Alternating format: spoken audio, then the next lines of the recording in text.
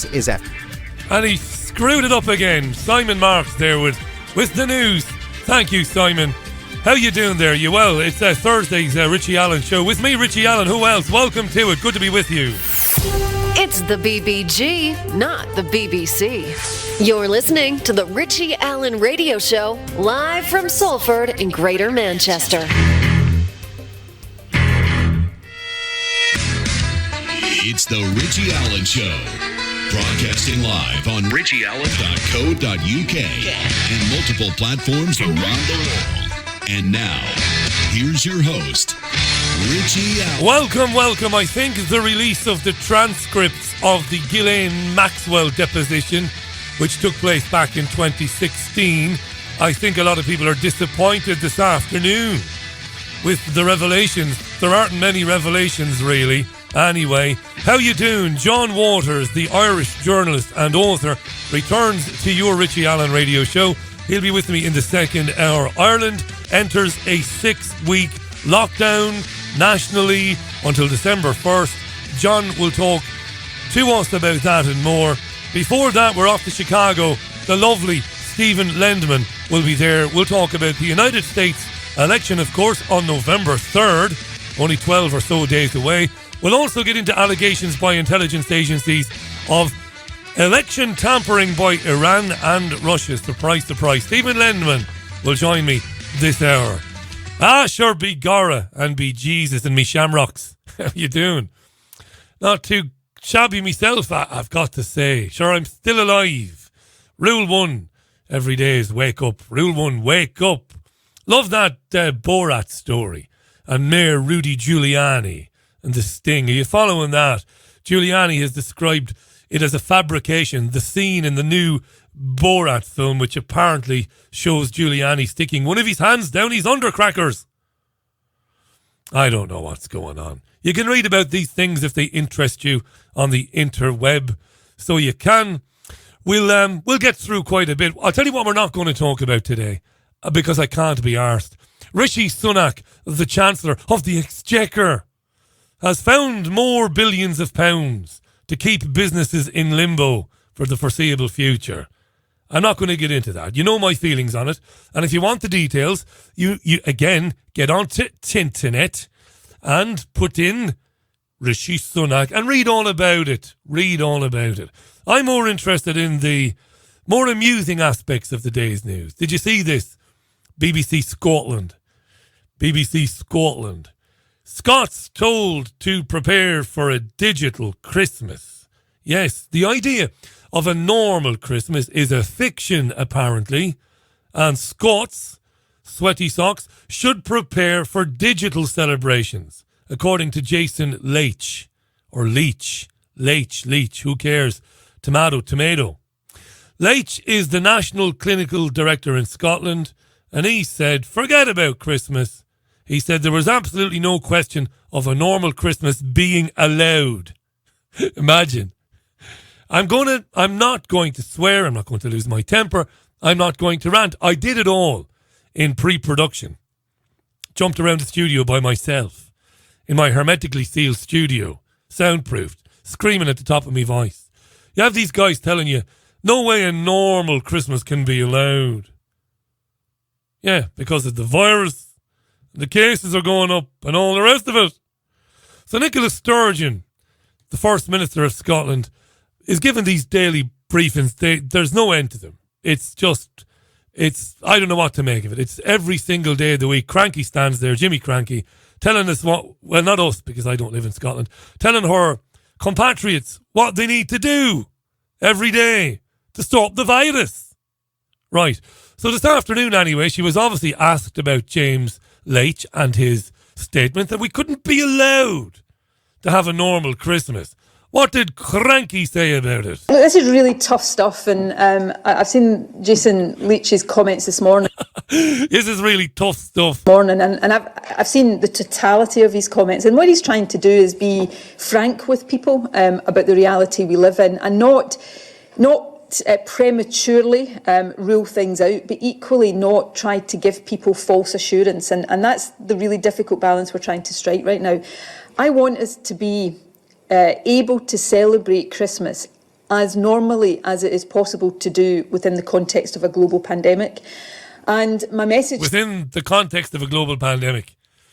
We got to change the Christmas cards then, don't we? Happy global pandemic Christmas. Merry global pandemic Christmas, maybe. To people is that the more we all stick with these really difficult restrictions right now, the more chance there will be of us doing that. And some of the really tough additional things that government is deciding right now, restrictions on hospitality, for example, and any other restrictions we feel necessary to put in place, will also be in part about trying to deal decisively with an upsurge in the virus now so that we give ourselves the best chance of greater normality at Christmas.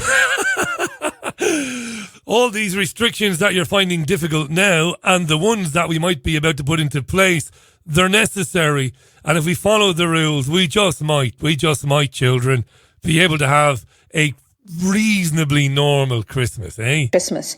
And that's part of the objective that we're all working to right now.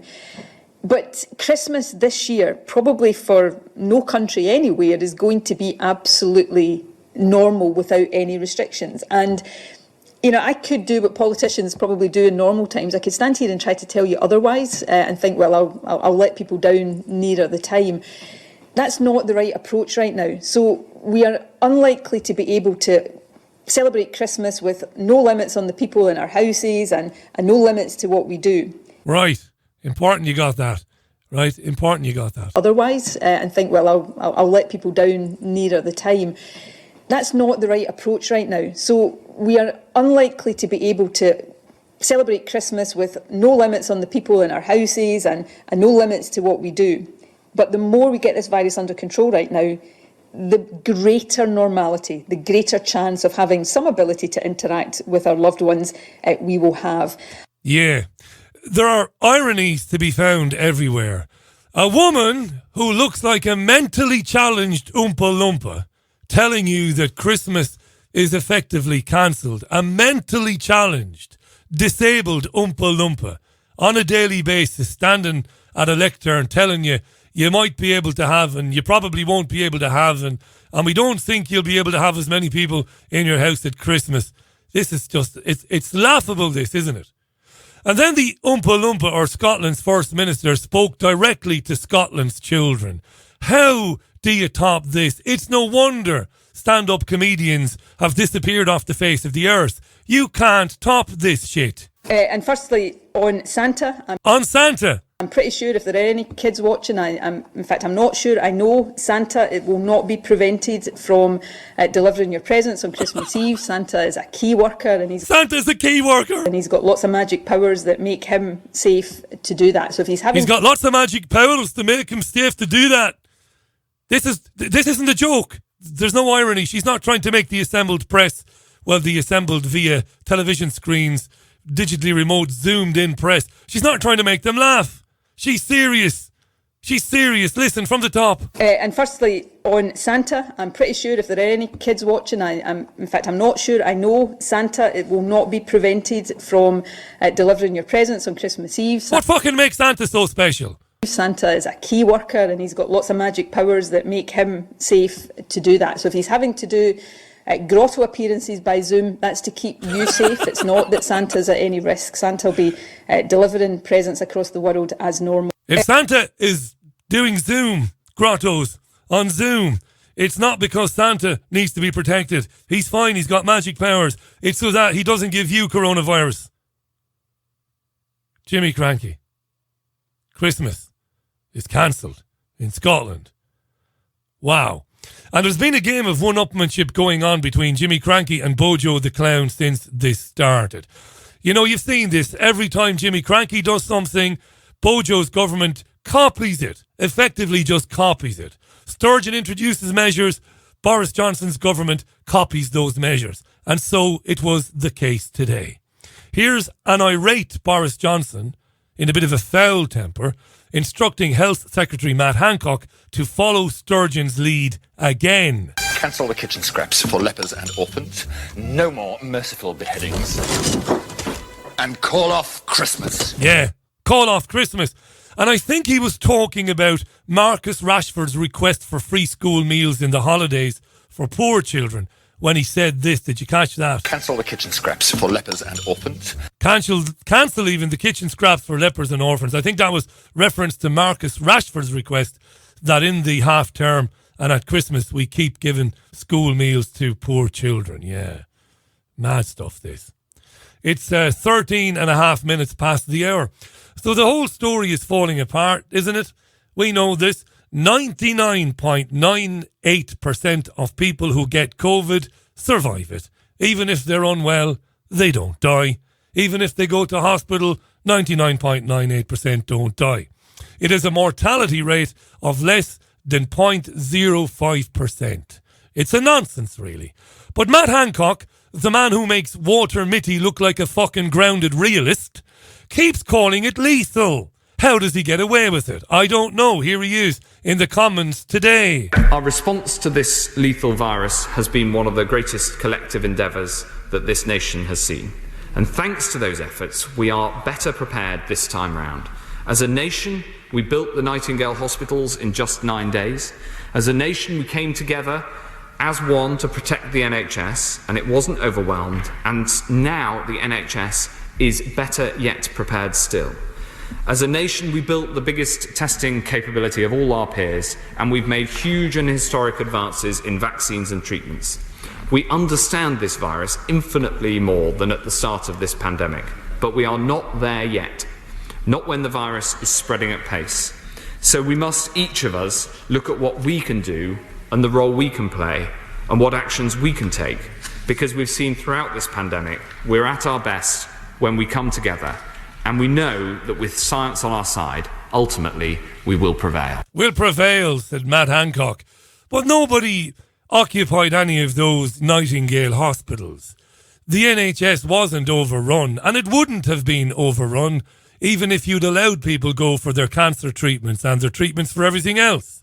It's one massive lie after another.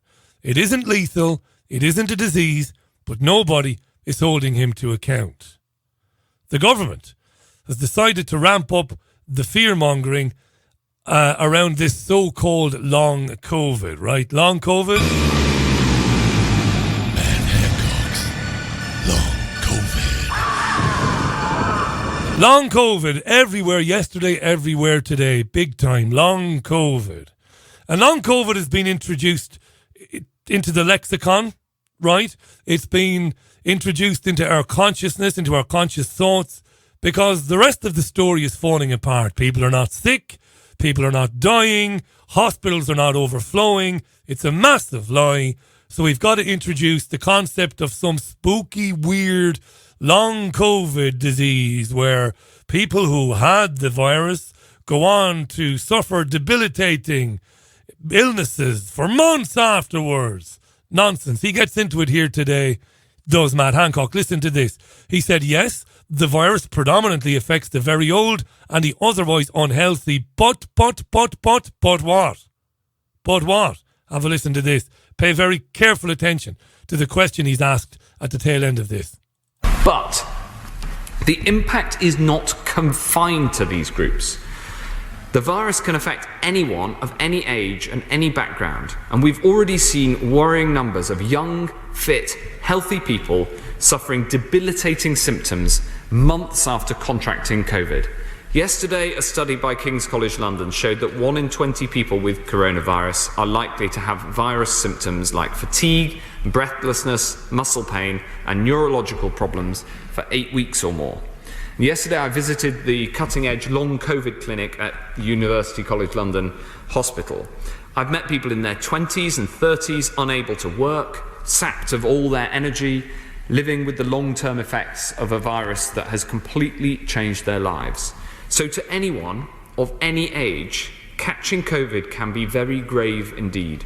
Long COVID underpins again our strategy of suppressing the virus until a vaccine arrives. Yes, of course. I'm very grateful to my right honourable friend. When he came to the Health Select Committee a few weeks ago, he talked about long COVID and the fact that clinics were being set up to deal with long COVID. Could you give us the House an update on where that's got to? Yes. These clinics are being set up.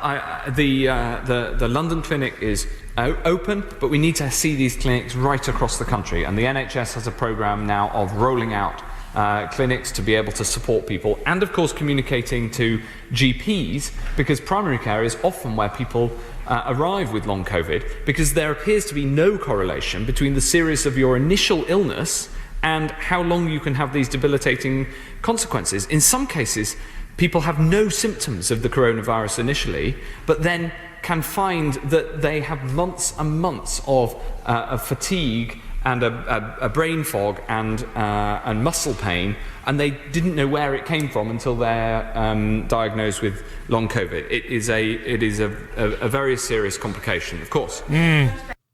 You got that bit in the middle of that, didn't you? It's the overall strategy of suppressing the virus until we can get a vaccine.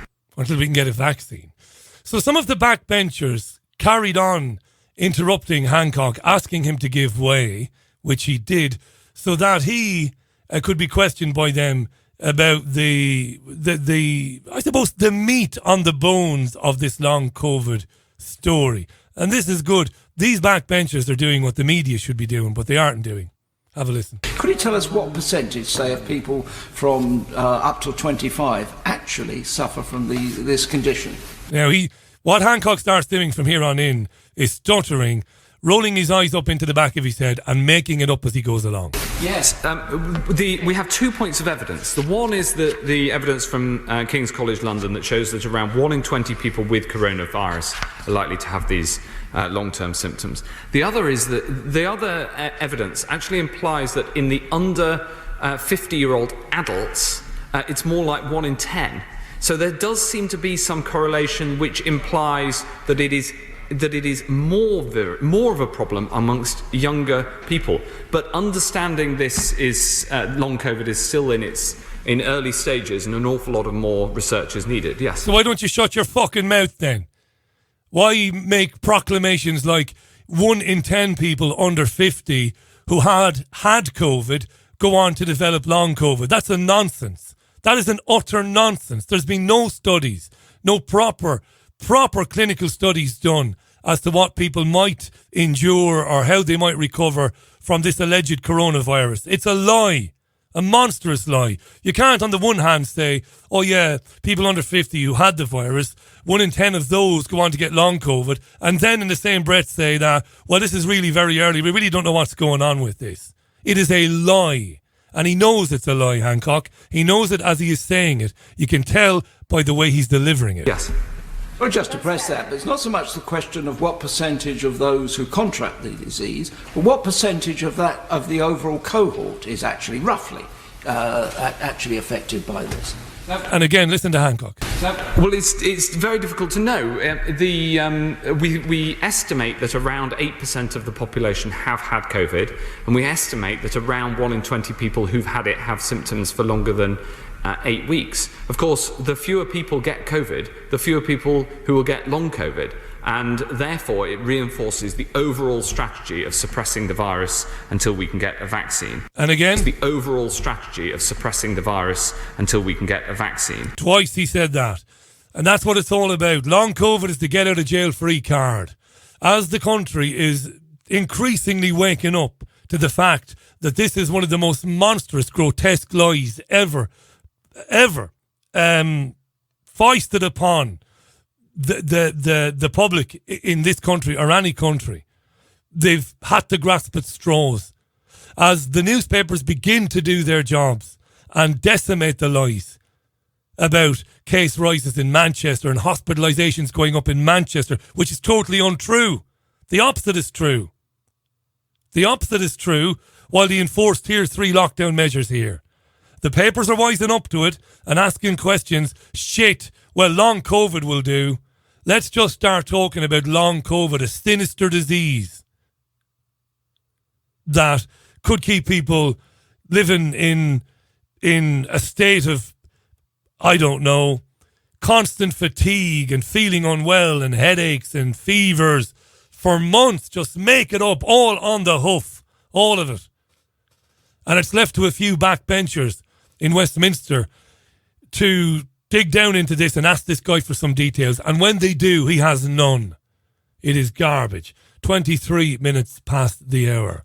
I wanted to go very briefly to the Boris Johnson gave a briefing at Downing Street this afternoon.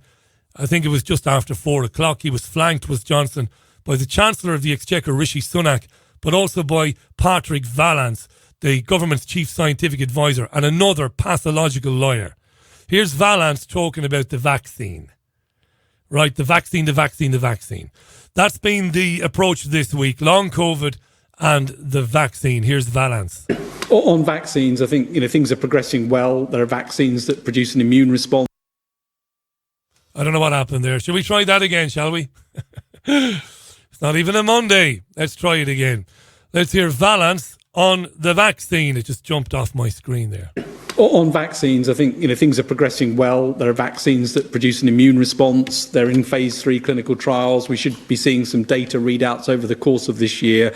But I remain of the view that the possibility of sort of wider spread use of vaccines isn't going to be until spring or so next year, by the time we get enough doses and enough understanding of the outputs to use them. Now, we may get a few doses this side of Christmas. Maybe something could happen. But I think we should more realistically be looking at spring. And, of course, there are no guarantees until the studies have read out. So we need to be cautious and carry on. But there is a good progress in terms of the vaccine. Remember, of those who get coronavirus 19, whatever it is, and I don't know what it is, I'm not convinced. I remain to be convinced that coronavirus itself is real. Right? I don't know. I'm working on the principle, I'm working on the premise that there was a virus. A lot of people I know came down with a pretty rotten virus back in January of this year, including myself. I'm open-minded. But 99.98% of people who get COVID survive it. That's a staggering thing. It hardly touches anybody. It virtually ignores young people. The average age of somebody dying with it now, because with it means that the person was sick anyway. The average age is 82. 82. And they're talking about keeping people living in this state of bewilderment, in this state of fear and worry as things collapse around them, society collapses, the economy collapses, their futures disappear. Keep going. Do what we tell you until the spring and the vaccine will arrive. That's the cavalry. It's 26 minutes past the hour. Let's have a tune. John Waters, live, Irish journalist in hour 2. Before that, I'll be joined by Stephen Lendman, live from Chicago, great friend of mine and a brilliant journalist. Alrighty, welcome to your Richie Allen Radio Show, Thursday, October 22nd. Yeah, Steve Harley there on the Richie Allen Radio Show. 29 and a half minutes past 5 o'clock it is. Drive time here in Salford in the northwest of the UK. I love my guest this hour. He's a terrific journalist and a great broadcaster. Love that he shares his time with us. You can read him at his website, stephenlendman.org. What a time to be speaking with him, live from the Windy City. The one and only Stephen Lendman. Stephen, welcome back. It's been too long. How are you? Oh, I'm doing fine, Richie, indeed. I'm very delighted to be on. You're a terrific host, and I love coming on with you. Well, and we always discuss important issues. We certainly do. Thanks for the kind words. I really appreciate it. I suppose the best place to start is you're 12 days out from the election, the presidential election. I know later tonight, UK time, Donald Trump and Joe Biden will debate for the final time. But the story about the United States getting the most coverage today, comments made by the Director of National Intelligence, John Ratcliffe, and I know you've covered this on stephenlendman.org. He alleges that there is an abundance of evidence that both Russia and Iran have been trying to meddle in your presidential election. Is he talking through his hat, or is there any substance to those claims? Well, I can't use the words that I would most like to use, or only mumble under my breath privately. or off the air to some friends. I mean, we see this stuff happening time and again, Richie. There have been so many accusations by the U.S. and the West against Russia, Iran, China, Venezuela, all two common denominators. They're all countries that are independent of U.S. control. That's number one. And when the accusations are made, there never is any credible evidence accompanying them. Now, if you took these cases into a court of law, a legitimate tribunal, the judge would throw them out. The case wouldn't last, or maybe a few minutes, a very short period of time. The case would throw them out. There simply is no evidence backing the claim. I called it the U.S. claim about Russian-U.S. election meddling, the big lie that refuses to die. Well, Russia did not meddle in the 2016 U.S. election. There's no evidence that it will meddle in the election a week from Tuesday. This is a lot of baloney. Of course, Iran hasn't done it. The thing about these accusations, you make a good point there about the evidence.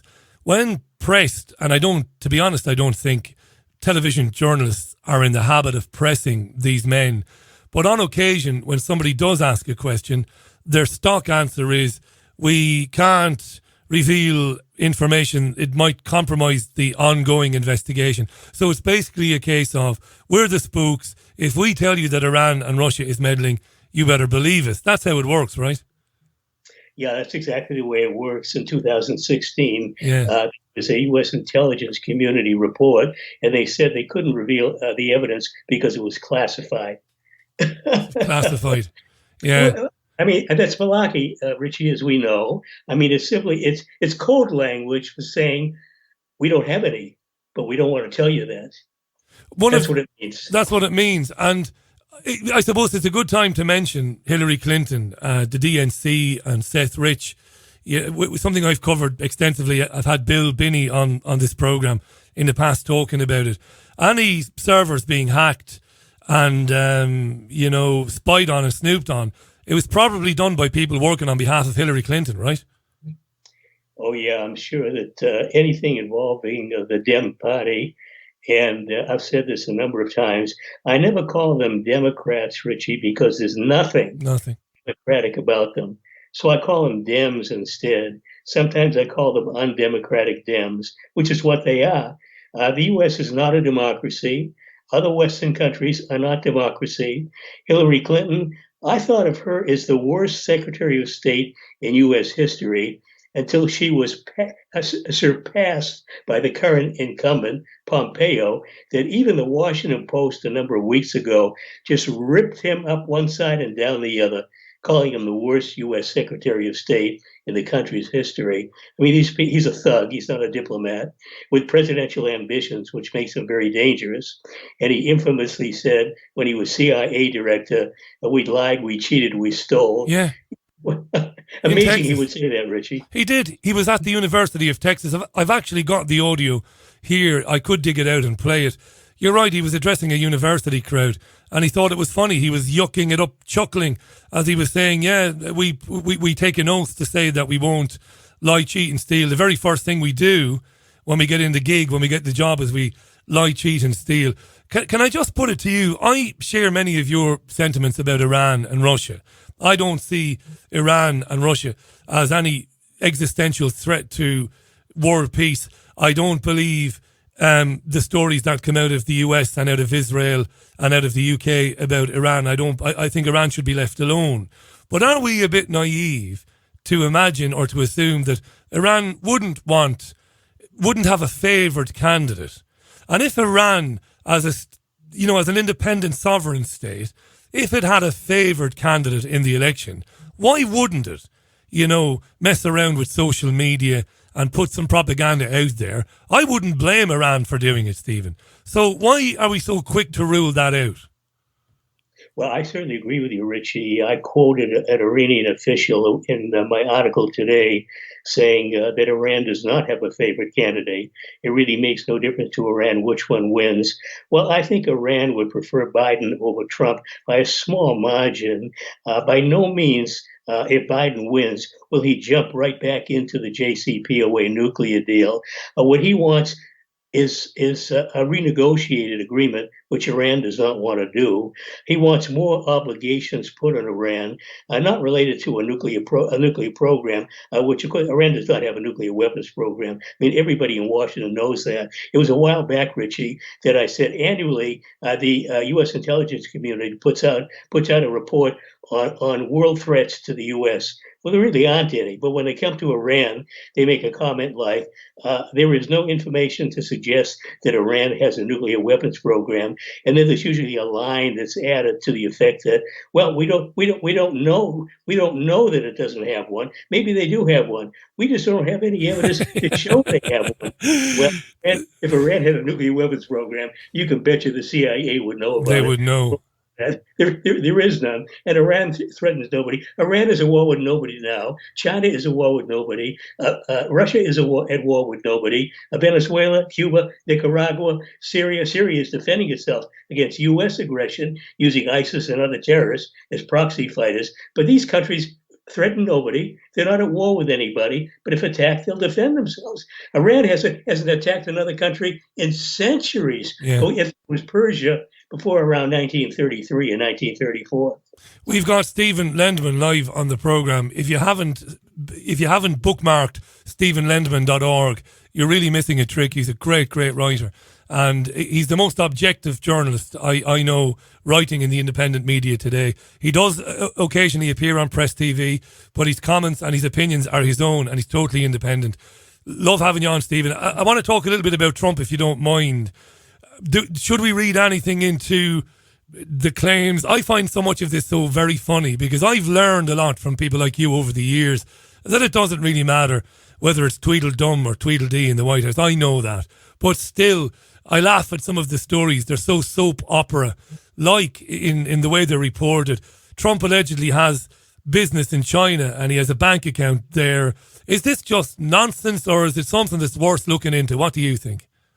Well, of course, the Trump organization has interests overseas. I have no idea where they are. I think at one time he went to Russia to see if he could put together a deal. I don't think he has any hotels or any real estate development projects in Russia. I have no idea what the company may have in China. But if they do, if he or the company do have that. That's what business enterprises do. I mean, U.S. companies have business interests in many countries around the world, especially China. China probably more than any other country besides internally in the U.S. Tell us about, every time you come on, somebody rings. This is how famous the Richie Allen Show is. Whenever you're on the show, somebody hears and says, Lendman, Lendman is on the Richie Allen Show. So what about Hunter Biden, Joe Biden's son? A lot of my listeners, it pains me to admit this, a lot of my listeners, they've learned nothing from us in the years we've been speaking. Many of them are big supporters of President Donald Trump. I beat them with sticks, Stephen. I scream at them, but they don't listen. They love Trump.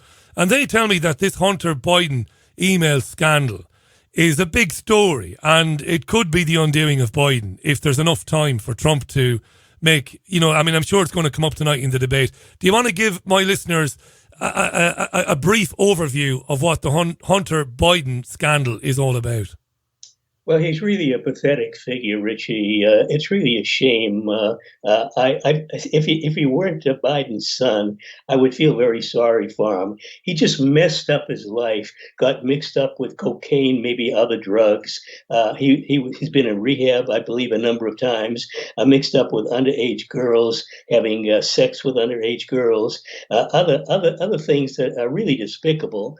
But I think there must be some kind of a mental problem with him, and Daddy Biden wants it covered up, and I don't think Hunter has any particular expertise for the deals he's gotten into, the companies that he's been associated with, and so on.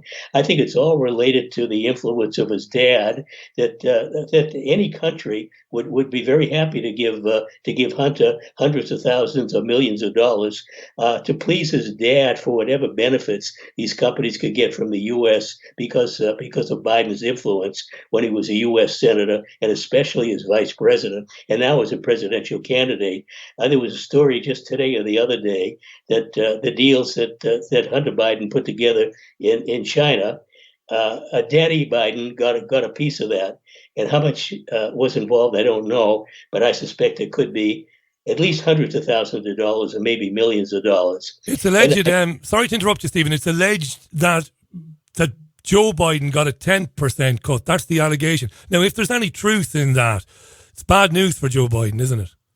Yeah, it really is. And I think Trump will make a big deal out of this. There'll be another so-called debate tonight that are not debates. You can call it whatever you want. I call them pre-scripted theater. Yeah. They have nothing to do with debates.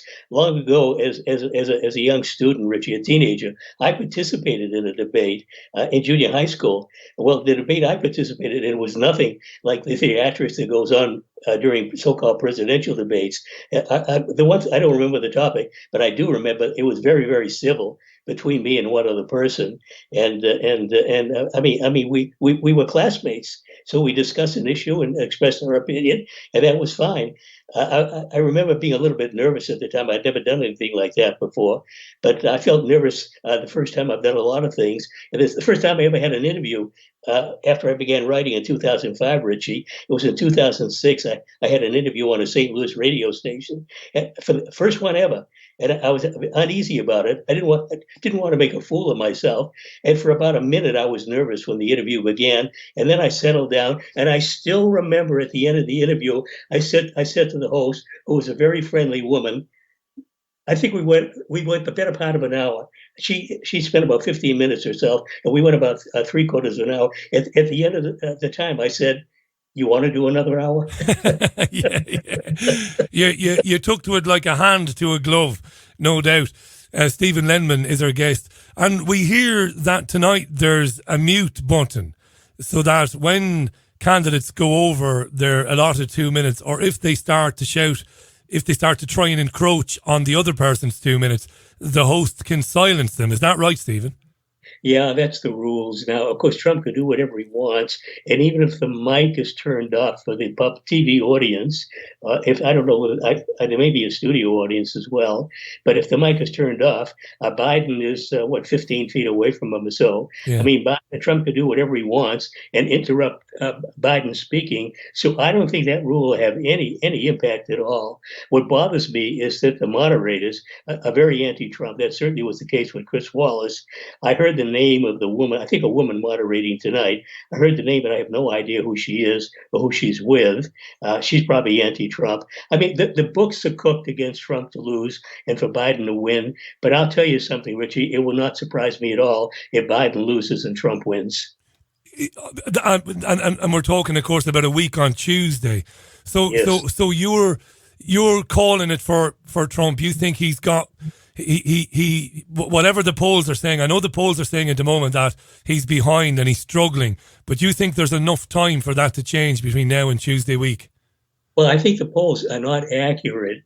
I did survey work, my first job after getting an MBA, and I understand the importance of keeping bias out of questions asked and having a truly random sample of a universe. But what I've heard about the polls, I don't know that all of them, but a good many of them, I think, is they're oversampling registered Dem voters and undersampling GOP registered voters. Well, that will bring a skewed bias result every time if you do that. There was I think it was a Wall Street Journal, Washington Post poll that gave Biden a 14-point lead.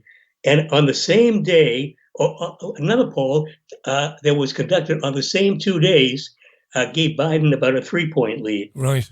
Well, you could see the difference of that. That's massive, massive difference. And of course, if you're Biden, you're going to be nervous about any poll that shows you're in the lead, because your big concern is that some voters won't turn up on November 3rd because they'll think, oh, my guy's got it in the bag. You know yourself, candidates worry about these alleged big leads. Just a couple of quick opinions on Trump. Again, for my listeners who seem to like this guy, I don't know why, but anyway, they do. I don't like any of them. So they tolerate me because I don't, like yourself, I don't have any time for any of them. So they say to me, Richie, he has done well for the economy. The economy has, by all measures, measuring it whichever way you like, he's done a lot better with jobs and with prosperity than his predecessors, Obama, Bush Jr., and so on. Is there any truth to that? I know you'll give an honest answer. Well, until this year, there was some truth to it, but that certainly is not the case this year, Richie. Real unemployment in the U.S., based on the way the number was calculated pre-1990, after which they rigged the model to come up with phony numbers. I just put this in an article I'll post tomorrow. Real inflation in the U.S. is over 7.5%. The official number is 1.4%. It's a phony number. Real unemployment in the U.S. is 26.9%. During the Great Depression, 1930s, unemployment peaked at 25%. So unemployment now is higher than it was during the Great Depression. For 31 consecutive weeks, Richie, over 1 million Americans filed for unemployment benefits. There's never been anything remotely like this in U.S. history. The highest number before in a single week was a little under 700,000. I think 695, something like that. But the latest number, I believe it's over 1 million. I'll get the exact number tomorrow. They divided in two sections: unemployment insurance, and pandemic unemployment insurance.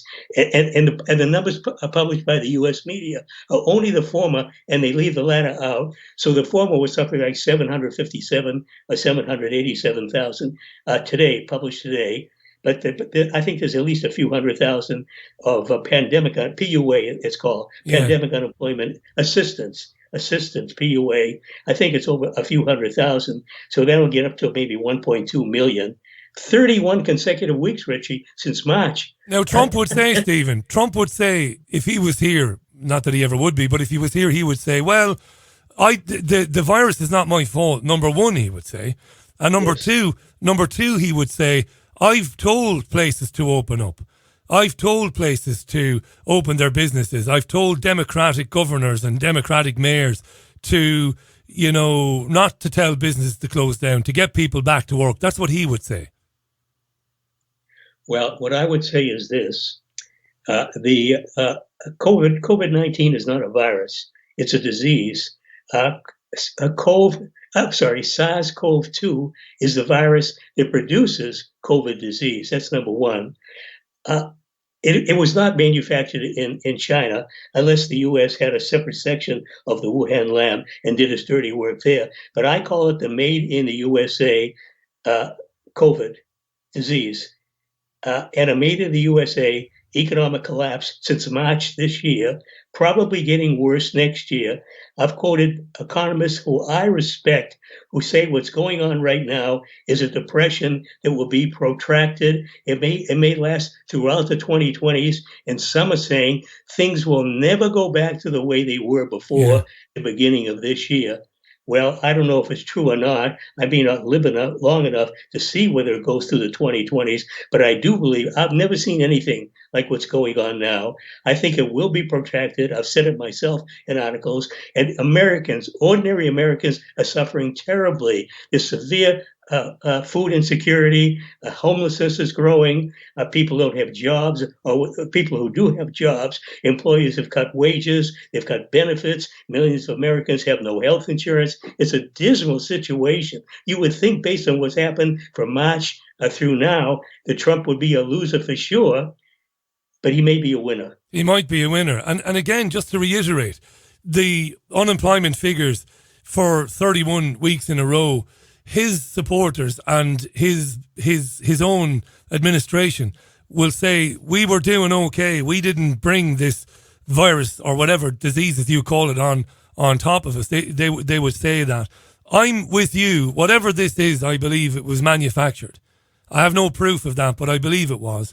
And I believe that it was brought about and introduced for very sinister reasons, for reasons that most people can't even fathom. I really do believe that, to change civilization, to change humanity.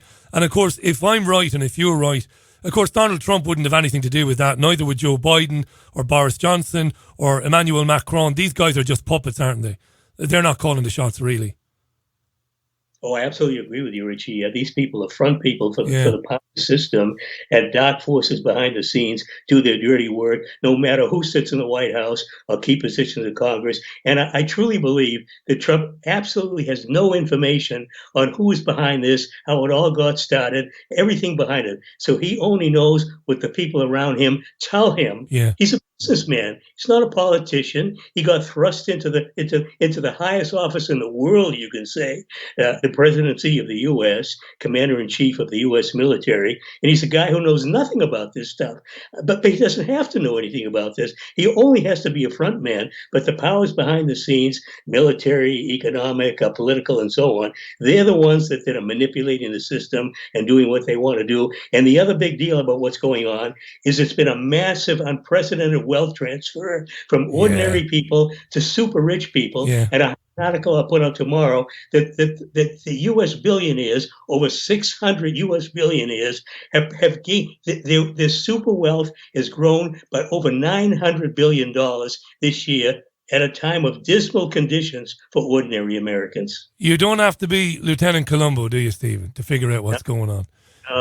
Because it's the same time and time again. Stephen Lendman, we've got Stephen for another 7 or 8 minutes till the top of the hour. I love the man. He's an octogenarian, is Stephen. It's on the internet, so there's no hiding it. He's 86 years old. I hate when people say things like 86 years young. It's very patronising, isn't it? You're ancient, Stephen. You're ancient. But you're still here, and you're still writing some absolutely fantastic articles on your website. The reason why I bring up your age, my friend, is it something that concerns you? I mean, you look, when I see you doing your thing for Press TV and elsewhere, you look very, very healthy. Your voice, your strength of character, you sound fantastic. You sound vibrant. But we are told that whatever COVID is, that, people in their 70s and 80s, they should be a bit concerned about it. Do you worry about it? Do you take any precautions over there? Well, the main precaution I take, Richie, is I have a healthy lifestyle. I don't eat junk food. I eat healthy food. I exercise every day. I try very hard to take care of myself. Anybody who gets to my age has issues, so I have them like everybody else, but they're pretty stable. I saw one of my favorite doctors yesterday, had a lovely, lovely conversation with her. I send her an article every now and then so she knows what I do. I usually discuss issues a little bit with most of my doctors. They all know what I do. But you get to my age, I don't have the energy I had years ago, but I can still put in long hours every day. I couldn't do hard labor. For a day. No heavy lifting, but you can sit behind the computer and push out the articles. It's speaking of the age, the other reason I mentioned your age, and I've never been a patronising person, I never have been, but one of the things that's happened in the last 6, 8, 9 months is there's been, and I felt this has been going on for a few years anyway, there's been a war on the elderly and on senior people. And it's been a kind of a quiet war. Older people have been marginalised. They've been forgotten. And I think that's a deliberate agenda. Because if you go back through civilization, the senior people were always the leaders of any tribe or of any community. And when people needed to know anything, or if they needed a dispute, solved or resolved, there was always the senior man. I love people like you, Stephen, because you've lived for years. You've lived, you've loved, you've experienced, you've travelled, you've seen things. I mean, you're better than any library. But I've seen in recent years a real attack on the integrity of senior people. Have you felt that yourself? Yeah, that really is true. The famous U.S. comedian who passed away, I forget how many years ago, Jerry Lewis. There was a Martin and Lewis combo, and then Jerry Lewis on his own. But he made a very serious comment at one point, saying, "We throw out old people and garbage." Yeah, a very prescient comment that he made. That's exactly right. And I remember writing about Mickey Rooney, the famous U.S. actor. He got screwed by his caregivers when he was in his 90s. He testified before Congress, practically begging people of Congress to do something to help the elderly in the U.S., where a famous figure like Mickey Rooney could get ripped off and harmed greatly by people around him. There were no laws protecting the elderly in the U.S. There were laws, I guess, protecting everybody. sort of, but nothing specifically for the elderly. And he testified before Congress, and I wrote an article about it. It was a number of years ago. I could dig it out and find it. But those two comments by Jerry Lewis and Mickey Rooney, and I'm sure others feel the same thing. Old people in America are people that the powers that be, the dark forces, would prefer to get rid of and not have to pay Social Security and Medicare to people like me, what Henry Kissinger called useless eaters. He did. That's his definition. He did, didn't he? And it's the social contract that they fool everybody with. They tell us all. I mean, I remember going to high school, and you're told we studied everything in high school. We did bookkeeping. We did everything. Commerce and all of that. Oh, work hard now and pay your taxes and pay your national insurance, and you'll be very comfortable. You'll be looked after in your old age. But that's one of the biggest lies of all time, Stephen, isn't it? It's just a massive lie, because once you get to old age, they find a million excuses not to take care of you and throw you to the curb, as you said. Well, I think everyone is lucky, Richie, if when we get to our end time, we could just collapse, which happened. My dad died much too young at age 65. My mother remarried a few years later. Her second husband, a very lovely man, when his end time came, he collapsed on the living room floor and he was gone. That's the way to go, Richie. That's the way to go. I have a better way to go than that. Fantastic. Lovely way to leave it today. Please do me a favour, come back before... It's been about 4 months since you were on, which is too long. But do come back before Christmas so we can have a catch-up before the end of the year. I'd love that. Stephen's website is stephenlendman.org, and my word means something. I don't promote or recommend very much. Stephen is a fantastic writer of great experience, and you can catch him on a number of different independent news radio shows and television shows as well as Press TV. Look after yourself, mate. Great to hear you in great voice. Enjoy the debate later on. It should be high comedy, and I look forward to you coming back on before Christmas. Richie, I love being on with you because you're such a terrific host. I'll flatter you a little bit. And I love coming on anytime you've got a spot on your schedule open to get me on. My joy to come on with you. You're a gent. Thanks very much, Stephen. We'll make it happen more often. The lovely Stephen Lendman, live from Chicago. StephenLendman.org. Yeah, it's going to be interesting later on, isn't it? Hunter Biden. It's going to be Hunter Biden. And deals and business deals and 10% for daddy and all of this sort of stuff.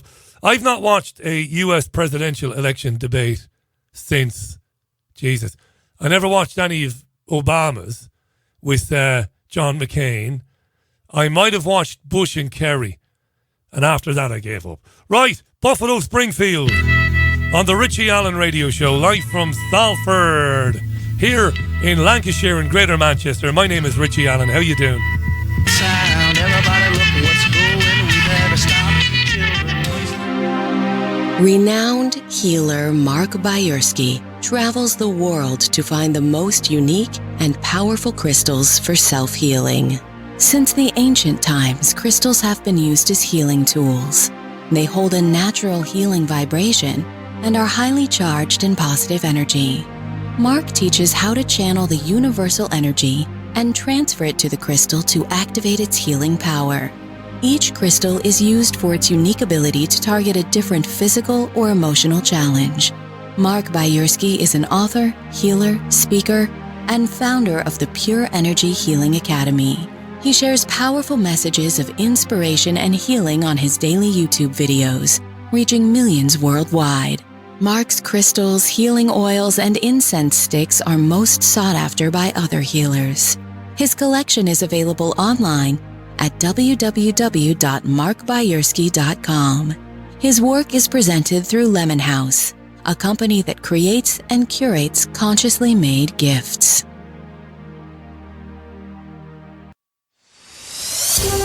The Richie Allen Show is live and interactive. All episodes are archived on Podomatic, Spotify, iTunes, and YouTube. For more details, go to richieallen.co.uk. Yes, richieallen.co.uk. Welcome back. It's coming up for 3 minutes past 6. John Waters is standing by. He said hello. That's always good. It's a good sign, that. It's a good sign. Let me give a shout out to triggerwarning.tv, Hayden Hewitt, and Stephen Englander, and Graham Booth. There's a big business live event happening tonight. YouTube.com/trigger warning TV. Check it out. You might have a business, you might have a small business, a medium-sized business, and you might have questions. You might be wondering about the Tier 3 lockdown level here in Manchester. You might be somewhere else in the country.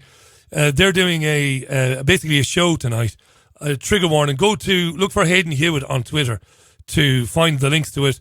I've made a complete bags now of telling you what's happening, but I've not done too bad. So triggerwarning.tv, youtube.com/trigger warning. Do check it out. Really good guys. I have a lot of time for them.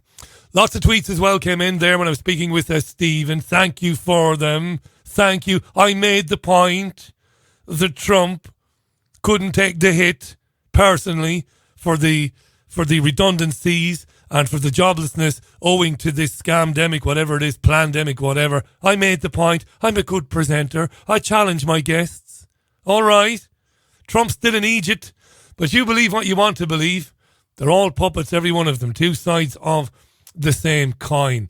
Let's get John on the programme then. And I'm looking forward to this. It's been quite a while since he was on the show. John Waters is a brilliant Irish journalist and writer of terrific books. I'll put links out to where you can find these books. Give Us Back the Bad Roads, an amazing read, which I think it's actually Jean Ann sent me that, a wonderful book, Give Us Back the Bad Roads. Great journalist, grew up watching him and listening to him on television and radio. Just before we say hello to him, Will Goodbody is the business editor of RTE.ie, and late this afternoon he's been writing about on the RTE website about how shop owners are being appealed to abide by the rules because reports are coming out of some parts of Ireland, some parts of Dublin, that some non-essential retailers are justifying opening by stocking small amounts of items classed as essential. You see, Ireland is under level 5 lockdown restrictions now, which is a national lockdown, which is supposed to last for 6 weeks until December 1st. It's crippling the economy. It's destroying businesses. It's destroying lives. I could be here all day long. Let's just welcome back the writer, the journalist and the broadcaster, John Waters. John, thanks for coming back on, mate. Great to have you back. How are you? Hi, Richie. How are you doing? Can you hear me well? Yeah. You sound brilliant. You sound like you're in the same room as me. Such is the technology. How depressing is this, John? It's hard to describe it, Richie. I mean, and I it's just literally grinding people down. And to be clear now, I'm convinced. I've gone a long journey on this. I'm convinced that is the purpose of it. It is literally to grind the human spirit into the dust. It has nothing to do with health. Let us get that out of the way at the very beginning. This is about grinding down the spirit of humanity in Ireland and elsewhere, but I speak in Ireland for my own people. And the terrible, terrible thing about it is that the vast majority of those people cannot see it. They feel it. I mean, people are absolutely at their wits' end. They don't really know what it is. Their superficial symptoms are irritation, anger, that you can hear the statistics about the increase in domestic violence and all this stuff. That's only a superficial indicator of what we're talking about. I can see it. I can feel it from people. There's a sense of almost like they're vibrating with this sense of frustration and fear and rage and incomprehension about this. And they listen to these idiotic politicians, shouting in their Dáil chamber, if they do, in the parliamentary chambers, pretending to debate this. 50 seconds per person, by the way, is what they were allowed during the debate in the recent introduction of the escalation of the whole thing. 50 seconds per speaker. Was there any dissent? Was there any politician there who said, this is crazy, we're destroying the country? There was. There's a guy called Michael McNamara I think he's from Limerick or Clare, one of those places. He used to be a Labour Party TD, and then he lost his seat and he came back in the last election, I think, as an independent. And he was the chairman of the COVID committee. But you see, this is remarkable. This is a remarkable syndrome I've noticed, and I noticed it in his speech, which was very good up to a point. And this is how I would describe the point at which it ceased to be good, was when he started warning about the consequences if there was no debate and if that what he was saying was not listened to. And here I'm with him totally. And then he said, that essentially he was saying it will move to the next phase, which is violence, right? But what he said was that we don't want it debated outside the house, the gates of this house, by violent groups confronting each other. Now, that's a reference to something which is a kind of become a trope of the official commentary and the media commentary, where they talk about protesters against the lockdown as the far right, you see?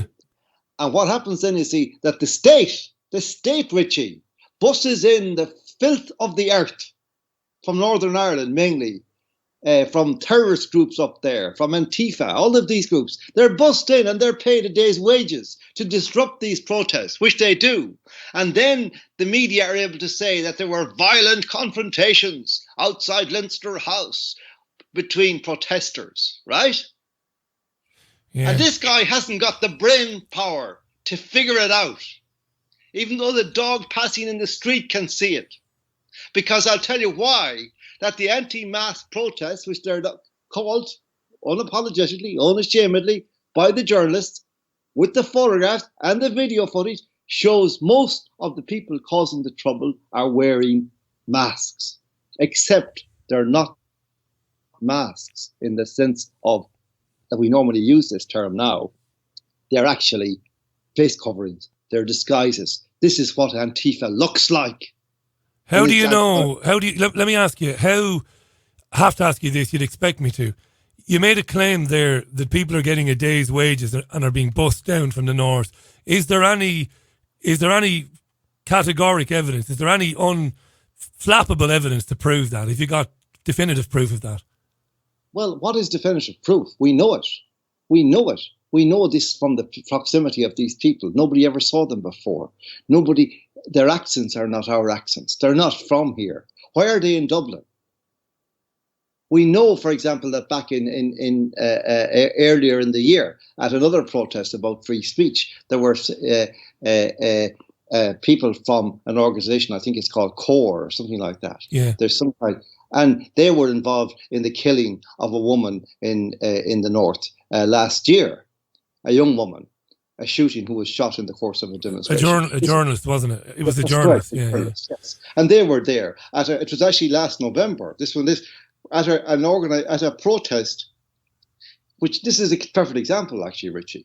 It was people who were protesting against the introduction of hate speech laws, which was being mooted at that time by the then Minister for Justice, Charlie Flanagan. And there was a counter-protest organised by the NGOs who have a deep vested interest in the mass migration issue, including Trócaire, which is run by the Irish Catholic bishops, right? Yeah. And all of these NGO members were out, but all these thugs were out as well. And it was established on that occasion that these people were there from the north, very definitively, and not denied. Not denied by the Catholic bishops, not denied by Trócaire, not denied by any of the NGOs. So this is going on. There's no question about it. Myself and Jim O'Doherty 2 weeks ago wrote a letter to the Chair Commissioner of Garda Síochána, who mysteriously is from Northern Ireland as well. He too is bussed in, Richie, as long with his two most senior officers. They're bussed in. What is this about, eh? To run our police force. Have we no senior police officers in Ireland who are in the Republic of Ireland who are capable of running our own police force? We wrote him a letter calling them out on a number of things, including the fact that they didn't have any laws any longer to implement the regulations. It is quite clear now that the police are out in the street, are busking it, because they don't actually have any law. Because I'll just explain this in a moment. Yeah. But I just want to finish the point here, that we also made the point that his repeated assertion about the far right in Ireland has been completely lacking a scintilla of evidence. There is no far right in Ireland. No. None. Not one person in Ireland can be called far right. These people who are out protesting are ordinary, decent, hard-working people whose hearts are broken by this scum. As a trade unionist and somebody who always voted on the left, I'm going to endorse what you said. There's never been any any far right in the country.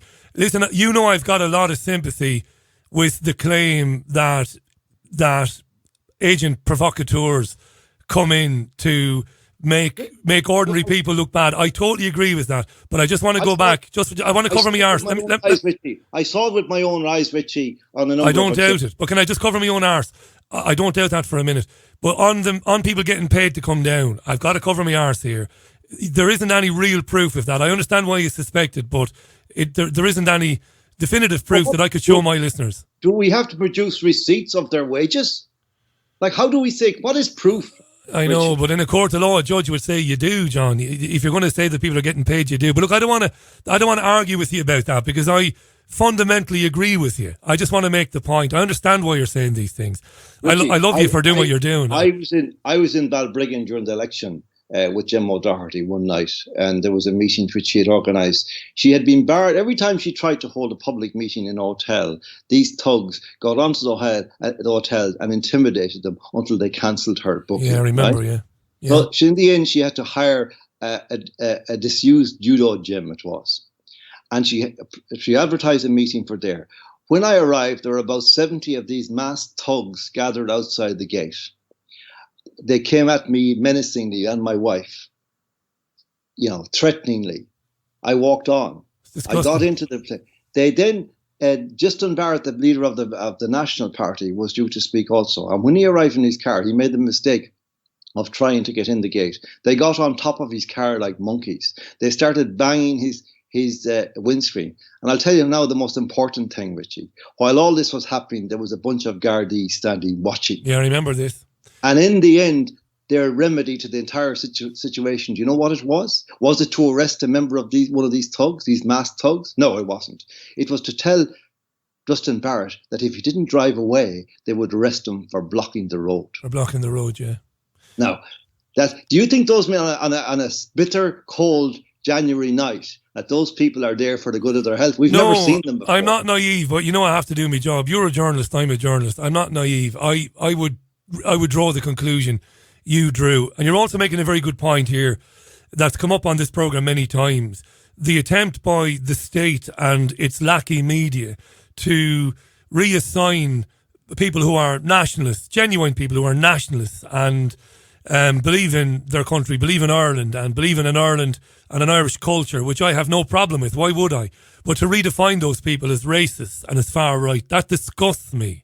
It sickens me, to be honest. Thank you, Richie. And let me tell you something else about this, because it's interesting. There's a very interesting kind of spin being done. Because myself and Gemma were the first people to step out and resist this tyranny, this encroaching tyranny, right, in April. Yeah. Let me remind people, and I'm just for the record, that there were a series in March. There was a series of moves. The law was brought in on the 20th of March. Was voted, and then the pubs had been closed. I think from about the 12th of March, by a different kind of order, which is open to the Gardaí to do, I believe. And then there was a series of what would be called soft lockdowns of shops and restaurants. Yeah. As March progressed, but it wasn't until the 7th of April that there was a lockdown of the people in their houses, as it were, in their own lives. The citizens, the 2 kilometre rule was brought in, that you couldn't be any more than 2 kilometres from your house. There was people asking you where the guards were asking you where you're going. That came in on the basis of a law on the 7th of April. That was Holy Week. I think it was about the Tuesday or the Wednesday of Holy Week. Within 1 week of that, the following 15th, Easter intervened, and Gemma and I were at the Four Courts on the 15th, the Wednesday after Easter. Yeah. We had put together our papers to apply for a judicial review of this legislation. Now, there's an interesting spin here that the media are coming out with, that the far right have hijacked the COVID issue. And the implication, and you have the so-called Taoiseach. He's not my Taoiseach. He is not the Taoiseach. He's not even elected. He is part of a cobbled together illegal, unlawful, unconstitutional quasi-government. He's talking about why are they going around? Why are these protesters carrying the Irish flag? Well, I'll tell him why. Because we are Irish and we are fighting for freedom still. And we are now fighting against him and his ilk, who have taken the place of the occupier in our lives. I don't understand. We have fought this issue. This is an issue of pure freedom. Freedom, yeah. I don't understand how a guy like you can... I mean, you're obviously very passionate this evening. I'm not patronising you by saying that. I expect you to be passionate. And, you know, you're a fantastic talker, great speaker. As a journalist, as somebody who did it properly, as somebody who was surrounded by people mostly who did it properly, how you can live with that, with lawyers working for the national press, writing what they know to be lies about people, calling people racist and fascist, when they know it to be untrue. How they can look themselves in the mirror, I have no idea. Well, you see, this is interesting, Richie, because they tried to call me this, but they're cagey with me because they know that I will pick them up. But it's very interesting. Recently there, a few weeks ago, maybe a couple of months ago, I've lost track of time, as everybody has. RTE, the national broadcaster, so-called, with quotation marks around the word national, obviously, wrote to me saying they were doing an item. An item means that translates as hit job concerning my position on issues to do with nationalism, and so the new nationalism they were calling it. So I immediately translated this. I didn't need Google to translate to tell me what they were doing. They were doing a hit job and they were going to call me a fascist. And I wrote back to them and saying, great, that's fine, I won't be participating. But tell you what, I've written about at least 2,000 articles in my life. And I've written 10 books. And I've been on countless times, not alone on your channels, but on a lot of other ones as well. National telly. If you're going to be doing a hit job, want to make sure you have absorbed all of the material that's there, because you will need it to defend anything that you say about me that is not true. Absolutely right, John. Absolutely right. So, because this is what they do. That's what they do. You see, like, I've been there. I was in that studio. I was in the RTE. You know, we were down there recently outside, and I said outside. I pointed up to the glass, windows and the tower, the big mast they have outside. And I said, once upon a time, I told a story. Once upon a time, I said, this used to be a truth factory. And I used to go in there myself, and I would be countless times, thousands of times probably. I've been interviewed. I was never wearing a Hitler mustache when I was in there. I didn't ever salute anybody sticking my arm up into the air. I didn't click my boots, Richie. No. I spoke about umpteen things. Passionately, yes, but truthfully. I fought my corner. Sometimes I won, sometimes I lost. But the idea now that these scum who know me, who have known me for half of my life, are going around whispering that I'm some kind of neo-Nazi. That's what you've got. That's what you've come to, you see. Yeah. That's all they can do. That's all they have left. Because they are not journalists anymore. They are journaliers. That's what they are. And I don't mean that purely as an attack, as a rhetorical jibe. I mean it in this precise way, that truth factory has now become a lie factory. Because the truth ceased to be viable for them. Because why? Because they drove away, in the first instance, roughly 50% of their own listeners and viewers, because they were so disgusted, and the readers in the case of newspapers, so disgusted at the ideological drifts and shifts that were taking place. And that newspapers, which once were the newspapers of the people, which I, as a mail car driver with my father, who rode the same car for 50 years, delivering mails and newspapers around the west of Ireland, we used to think of ourselves, as like the king's messengers. Out through the kingdom to bring the news from the centre every morning, getting up at 4:00, and with great pride, thinking we are part of our democracy because this is the fourth estate, the messages from the fourth estate, which are now being disseminated throughout the kingdom. And a funny thing, Richie, when I became a journalist in 1981 by joining Hot Press, and I went to Dublin, and I remember my little niece, Elaine, who was only a little girl at the time, and God bless her, she's getting married on this coming weekend. Oh, brilliant. And she said to me, as a little girl, about 4, I think, or something like that, she said, John, which do you prefer, delivering the newspapers or writing in them? And I said, I don't know, I don't know. It's a close call. Because it was. But I'll tell you now, Richie, I've no doubt about it. Delivering them was at least had a bit of dignity about it. Writing them today is the work of rats and slime. You said they'd be whispering things like Waters is a fascist. I wish that were true. I wish they believed it. Because if they believed it, you could understand it. They don't whisper that Waters is a fascist or O'Doherty is a fascist. They know the opposite is true. This is the thing that I can't get my head around either, as somebody who's worked in radio most of his life producing and presenting. I'm not the nicest guy that ever lived. I'm not a hero. I never have been. But I could not go on the air and facilitate lies like that about you or about anybody else. I would rather be unemployed.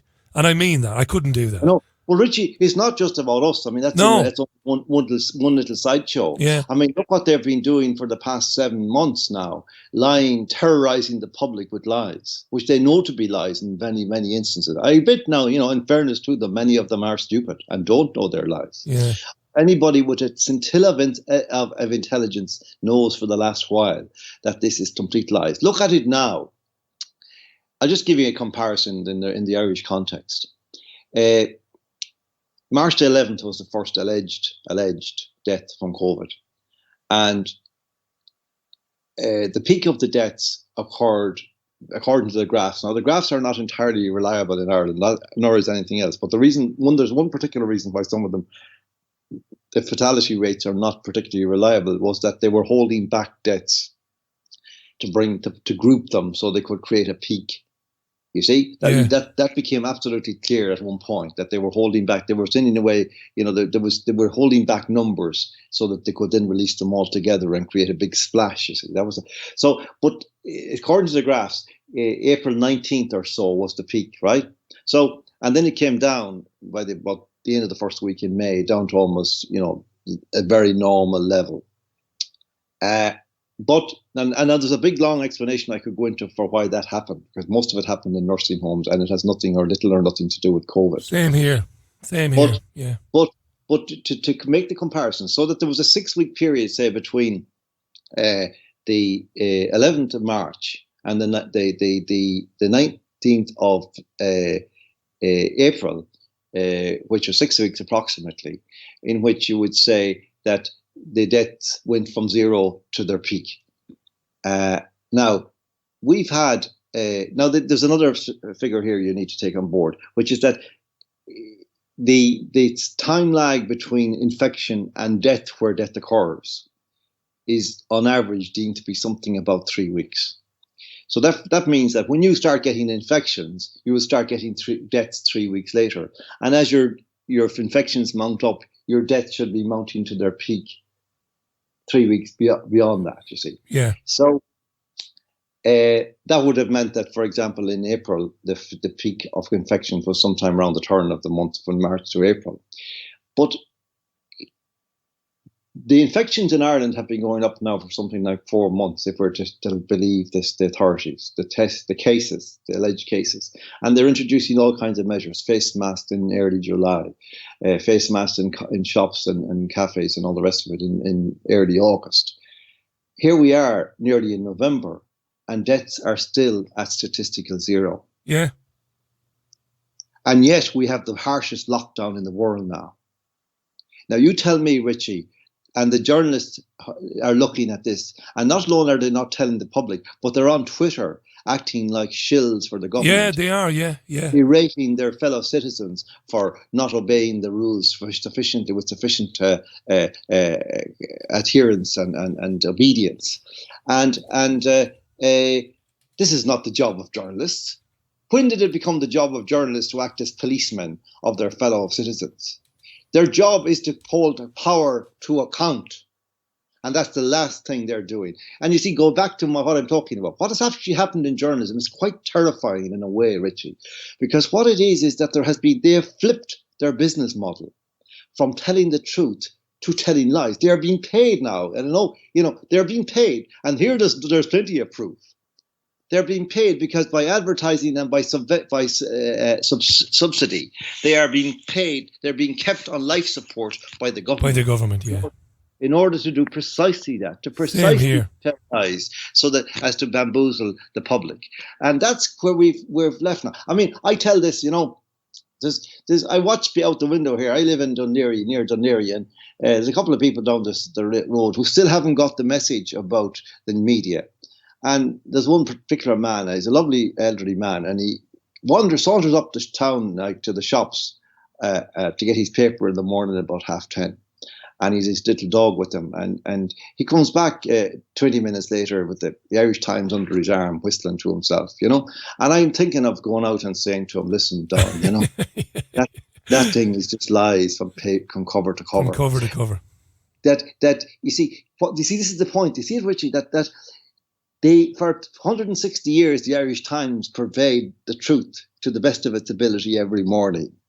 And the masthead of that paper that my father and I used to carry to the shops all over the west of Ireland was the guarantor of the integrity and the authority of this newspaper. And what is actually happening now is literally they are as though breaking up the furniture for firewood. They have sold their soul to the government and to the corporations, to Big Pharma, in return for survival for another few months. So ironically, John Waters is our guest, by the way. A favourite journalist of mine and author, great guy. It's great to have him back on the programme. There's an irony here then, isn't there? Because these organisations are accusing nationalists and patriots, decent people, of being right-wing and fascist. But Ireland itself has descended into fascism then. It must have done. Well, exactly right. I mean, there's an old saying, I don't know who said it, about America, that when fascism comes to America, it will be called anti-fascism. Yeah. Well, here we are in Ireland. This is exactly what's happening. That the people who are now trying to turn us into Czechoslovakia in 1970, 1968, when the tanks rolled down the streets of Prague, the people who are trying to do this are calling everybody else Nazi and fascist, when in fact all they need to do is look at the finger they're pointing at us and see that there are 4 other fingers pointing back at them. Yeah. And so, yeah, I don't know, John. Here we have the Telegraph. It's the only newspaper that's really going for it at the moment. At least we have that. It really is going for it. Basically calling the government liars. You have articles saying that the government is lying about the figures of cases in Manchester and the deaths.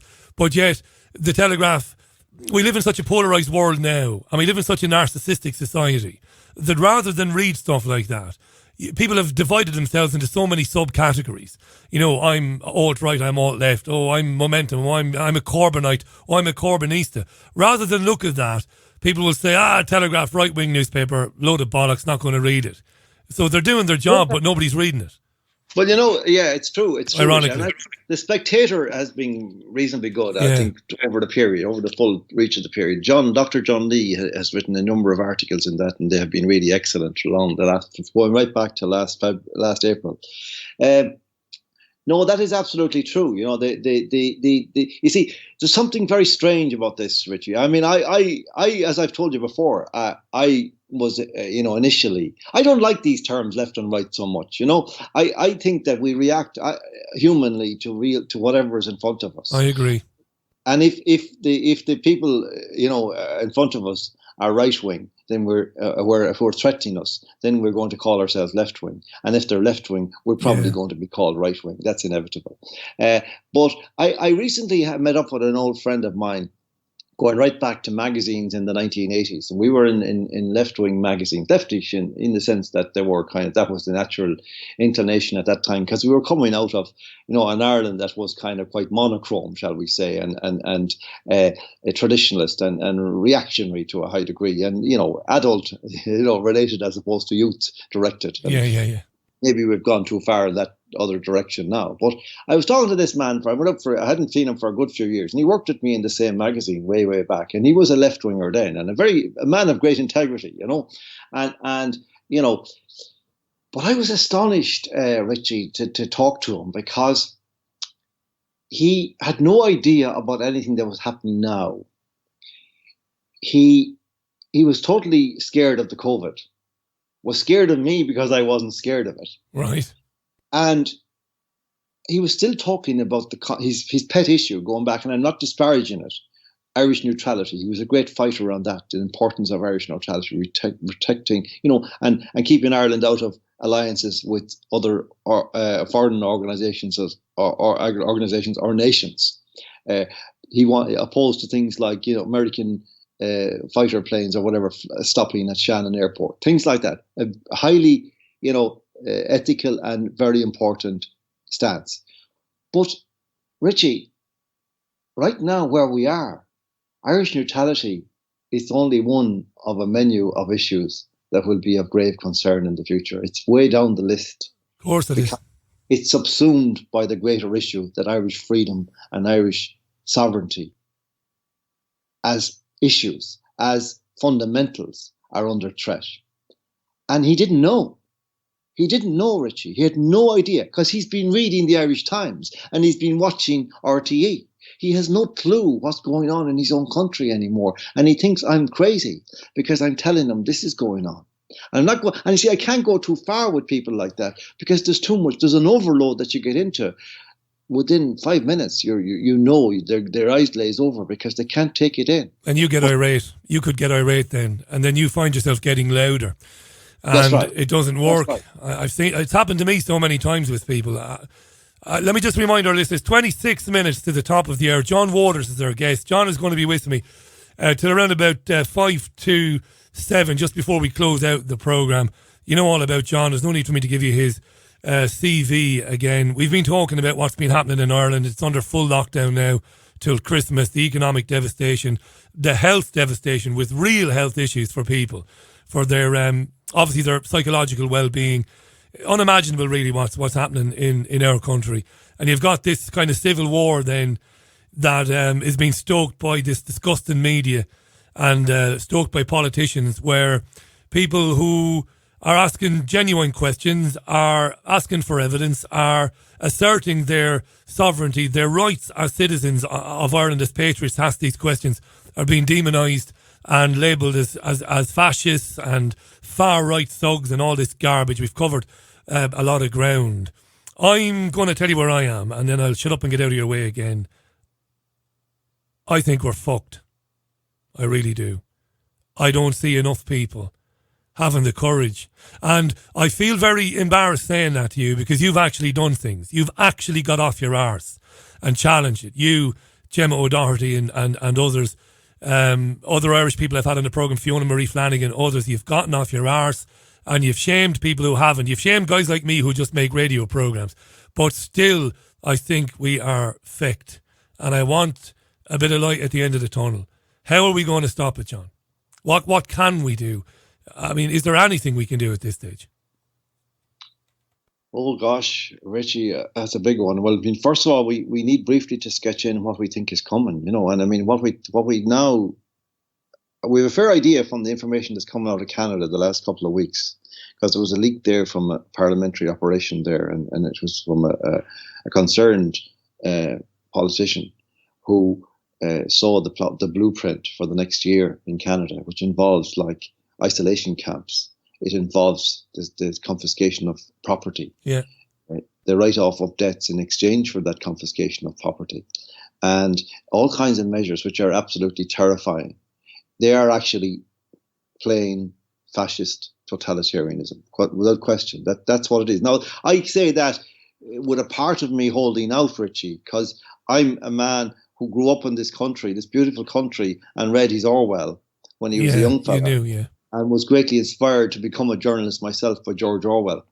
And, I read those books with a sort of a smirk on my face, Richie, in a certain sense, a metaphorical sense, that I was kind of saying, well, those poor bastards, like, that'll never happen here, That couldn't happen here, could it, Richie? Could it happen in our beautiful country? No, it couldn't. It's impossible. And yet here we are. The tanks are rolling down the street now. It's like Prague 68, isn't it? Metaphorically still, but not far off the literal. And that's where we're looking at. That's what we're looking at now. And You mentioned the question of shame. No, you've done a wonderful job, Richie, and I congratulate you and thank you for it. And you've had such wonderful people on, including the great Dr. Vernon Coleman, who was a tremendous, solace to us all and encouragement to us all in these dark times. But you used the word shame as you were speaking there, and I mean, as I'm saying to you, it in no way applies to you. But it's an interesting thing, and I've noticed this now, and it's very interesting. I remember there's a line somewhere from Pádraig Pearse, the great Irish revolutionary, where he talks about Ireland as a woman, and he used a phrase in one, I think it was the Coming Revolution, and he said, "She needs men. She needs men." Well, that's our problem, Richie, because there are no men left in Ireland now, or very few. Now they're hidden out there in the bushes somewhere, but I've noticed now, it's very interesting, since myself and Gemma lodged our papers in April, and it became known through the so-called media. We were being, of course, the media, they did the dog whistle thing, and they basically set as many people as they could upon us. And because I'm more recognizable, I get it. And I've been getting it now in the streets for 6 months. Now, it eased off a little bit in the summer, but it's come back with a bit of a vengeance in the last week or 10 days, because the thing is now in the news again, you see. I want to just to give you a profile of it. One of the things that's been happening here, which you wouldn't imagine would have happened during the pandemic, is that they've been building huge, which brings us back to the Great Reset and all the rest of it, cycle lanes. Half of our road now is devoted to cycle lanes. There's only one lane for traffic, and it's just about wide enough for an average sized car. Another car will have to climb up on the footpath to get down. And there's every 10 seconds here outside my window, a cyclist in Lycra, a male usually in Lycra. And when I go down the street, Richie, when I see a man coming at me with blue overalls and a wrench sticking up out of his pocket, I know there's 100% certainty that he's not going to say anything nasty to me. Yeah, but if I see a buck coming on a bike in Lycra, there's about a 50-50 chance that he's going to let fly a stream of experience. So, and waters, so and so. Mind your own business. Look after your own business. No, all that. Now, I for a while was simply taking this. Now, obviously, the obvious thing is that they're being set up. I'm being baited by the media. They're being baited by the media against this. But I started thinking about it more deeply, and it's what you said. It's shame. It's shame. It's emasculation. You see, these men are men who are not longer allowed to be men. We've had 30, 40 years of feminine nasties shouting at them names, demonizing them. And now this is the culmination of that whole process. I think I was on top of that, or I didn't know I was over the target back in the mid-90s. I didn't even know there was a target. But now I see the whole connection. Now, what was beginning to happen then, I was talking about family law cases and male suicide and the attacks on men, the relentlessness on advertising and all that, attacks on men day after day, hour after hour. And now these men are completely cuckolded. By the state. And you see what happens when they see me, there's a chance to redeem themselves. Because it's like the old game of Conquerors, Richie. When you were in school, like you had your Conquerors in your pocket and you'd have like a 20 killer because you'd have broken, the other 20 other Conquerors, You see, and you were the one they all wanted to take on, you see? Yeah. Because if they could break your Conqueror, they had your 20 as well as whatever they had already. And that's the syndrome that I'm facing. Because when they see Waters walking down the street, that gives them a sense of relief from the shame they feel and from the sense of emasculation they feel. And I think that's probably the most fundamental thing that's happened in this whole thing. This sense of, that it is that men who would fight it have been subdued because, you see, they can't feed their families anymore. They can't be breadwinners. They can't even bring their kids in the back of the car to the beach on a sunny day because some Vanguardia will stop them and tell them go home in front of their children. You see? So they're totally shamed. This is kind of... So men, you see, we need men. Pearse had it then, and it's still true. 100 years ago, 2020. You were writing about this stuff in the 90s, and I don't think we had you on, but my presenter, God rest him, Billy McCarthy, we had a big debate one time, 99 or 2000, about what was happening to real men. Honest to God. And now we hear a term used a lot called toxic masculinity. And I like to think that back in the late 70s, early 80s, I knew a lot of trade unionists through Waterford Crystal. I mean, I don't mean then. I mean, I was very, very young then. But as I got into my teens in the late 80s and in the 90s, I got to know a lot of trade unionists and, you know, guys who were definitely on the left. And they wouldn't have put up with any of this. But you're right, something happened. And it led to men being told that they have to be in touch with their feelings. Now, this is only one tiny aspect of it. But that we have to admit, we have to admit that we have, you know, mental problems and psychological problems. We've got to open up and all this bollocks. And then I saw men wearing bags, shoulder bags, like man bags. Then I saw men wearing makeup. This is no joke. In Boots in Manchester and Market Street, I've seen men get makeup. And I remember The Sopranos is a very interesting television show. The lead character is a psychopath. He's a mafia guy. He's not a redeemable character. But it's a great line in the show, John, when he's driving with one of his henchmen through the woods some night, and he says, what happened to the strong, silent type? What happened to Gary Cooper? He said, you know, what's happening to men? He said.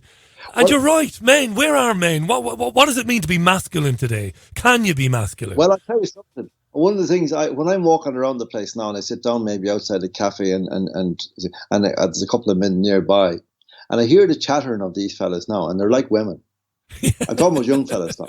They're talking gibberish. Yeah. About going to the gym or something like that. Like, it's complete mindless gibberish. You don't hear sober, solid men like my father's and his friends that used to sit talking about affairs of state. Yeah, and the game on Sunday. Yeah. And that's gone. And you see, you mentioned the concept of toxic masculinity. See, that's a complete trick that is played on men. Because what they're calling toxic masculinity now is actually the consequence, the result of the intimidation that happened 30 years ago. Because what they actually did, they cut men off from their role models, from their fathers. They made them fearful of their fathers, make them despise their fathers, so they didn't have a proper role model. And what happened, as Robert Bly has kind of described so eloquently, is that when you don't have a father, a male figure who can allow you to show you how to be a man, you cling to your mother. And you are given a choice between having female feelings, which is the only option, or no feelings. Men tend to choose no feelings. And that's why you have so many men now who are, I don't call them toxic masculinity, I call it macho man. A macho man is not an exaggerated male in the sense that he's overly male. He's actually a man who is trying to compensate for the fact that he doesn't know how to be a man. Yeah. He has never had a role model. And they've actually created this concept of toxic masculinity, not just a name, but in a certain sense, the condition. Because a toxic masculine male is actually a man who has spent too much time under the influence of women. Yeah. And they've done that to almost every man now, not just in that way that I've described, by cutting them off from the fathers, but in the education system where, you know, about 80% of the teachers right up to the second level, end of second level, are female. So boys have no male figure. Most boys grow up to being 18 or 19, and unless their father is a particularly strong-minded, clear-minded man who has understood a lot of things, they don't actually have a father who is present and useful in their growth as men. Do you know what's happening in primary schools here in this country? I bet it's happening in the UK, in Ireland as well. Every animal in the animal kingdom, every animal, every fish, the male chases the female, woos the female, courts the female.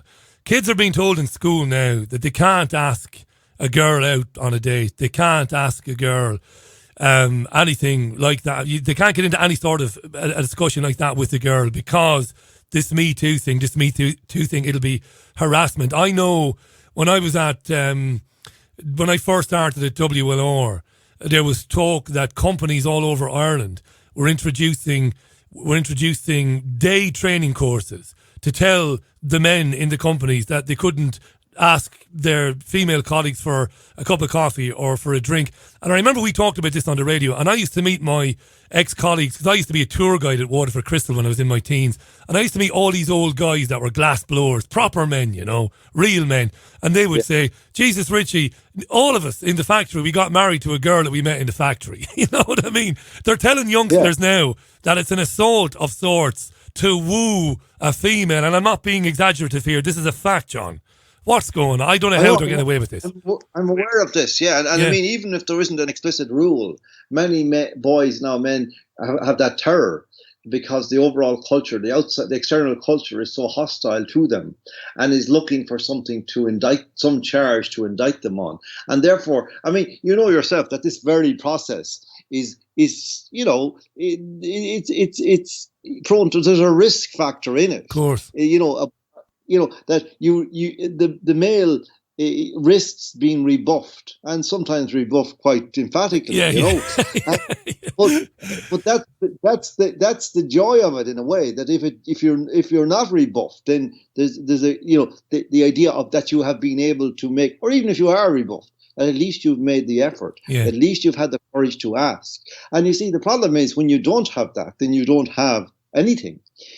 Nothing happens then at all, or it happens surreptitiously, or it happens anyway, despite all the rules and regulations. But I think, you see, this is we need to look very closely. If we ever get out of this spot we're in now, we need to pull the whole thing apart and start looking at it. I would say going back to the 70s. At the first of all, I think the first episode was the feminists, the extreme radical feminists, who started to demonize men, all men, as rapists and all the rest of it. For being men. And they need to be indicted for that, and told, shut up. You have destroyed our culture, because this is where it has brought us to. Because the same ingredients can be seen in the back of this whole COVID thing. It's essentially the same model, what is called culture and Marxism. It's essentially, and you can see the breakdowns in the same way. It's very interesting. You wouldn't have thought, you see, Richie, that something to do with a pandemic, something to do with health, would actually result in a breakdown, left, right, say. But if you look on Twitter and see the voices that were the pro-government shills, they're almost exclusively the people that would turn up, on certain issues, pro-LGBT, pro-abortion, pro-mass migration, unquestioned mass migration. They're the same people. And the people who are answering them are people who simply, in my opinion, express commonsensical, unexceptionable views about the right of a people to determine their own destiny and their own future. Without being called a bunch of thugs and racists. We've had a very good tweet, by the way. We've had a very good tweet. Very early on in the conversation, John talked about people being bussed in from the north of Ireland, Antifa people being paid to start fights at the anti-mask protests. I obviously asked John, did he have any definitive proof of that? John was patient with me and said, don't be naive, fair enough. There is an article in The Guardian, The Observer. Now, it's going back, let me see when it goes back. This is good stuff now. This goes back to 2009. G20 police used undercover men to incite the crowds. Tom Brake, former Lib Dem MP, saw plainclothes police officers going through a police cordon. These guys were agent provocateurs. They were sent in to make people protesting against globalism, to make them look violent. So, there's previous, and I knew that as well. You've reminded me of a thing. I mean, one of the things that happened in the last summer, myself and Gemma organised what we call Bunrocht on the beach. Bunrocht is the Irish word for the Irish Constitution, Bunrocht na Héireann. And we did this thing to kind of raise consciousness about the Constitution and the importance of it. And I would, read from the Constitution and give a speech about different aspects of it. But we were everywhere we went, we were set upon by these thugs. And I remember one night in Athlone, a man came up to me afterwards, as the crowd was still there and the thugs were still there. And he said to me, he was an ex-guard, an ex-policeman. And he said, started pointing out the number of the thugs. He said, look, he's wearing an earpiece. Wow. You see, this was And I said, yeah, oh, yes, he was. He said, this is guards have organised this. There's a van over there. They're issuing instructions from over there. Do these guards not know, John? Do these guards not know? And this makes me fucking sick. And I've actually said this to police officers here in Manchester. I have. I've been polite, obviously. Do they not know that there are laboratories run in companies in the United States of America that have their replacements, and they are robots? They are robots. Yeah. I'm trying to think of the name of the company. There's a very famous company. They're ready to go. What the fuck, excuse me language again, do these guards think they're going to do? What are they going to do then? Are they going to stand with John Waters then? Is it going to be too late then? Too late. It'll be too late then, Richie. You see, this is the thing I would say to them. What about don't you have children? I used to say to women, back in the feminists who were shouting at me, don't you have any sons? Well, now I would say, do you have sons or daughters? Do you have grandchildren?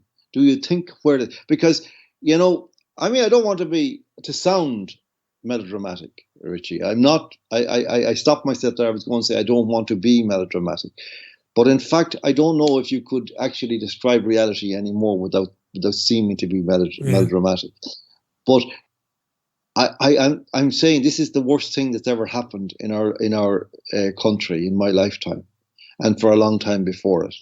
That if even half of what we're now being told about what's happening and what the plan is comes to pass, the life we will have afterwards will not be worth living. No, that's what I'm telling people. That they will take away every little joy, every little pleasure, every little freedom, anything that people enjoy. I said it last night or the other night the other day on Dave Cullen's stream. That here we are, a situation now where an elderly woman in a village in the west of Ireland who manages to get out of bed, maybe 82, 83 years of age, and make her way across the village to her best friend. And they sit for a half an hour drinking a cup of coffee. And I defend her right to do that. I defend her right to have that pleasure. That makes me a neo-Nazi now, in RTE terms. And her a criminal.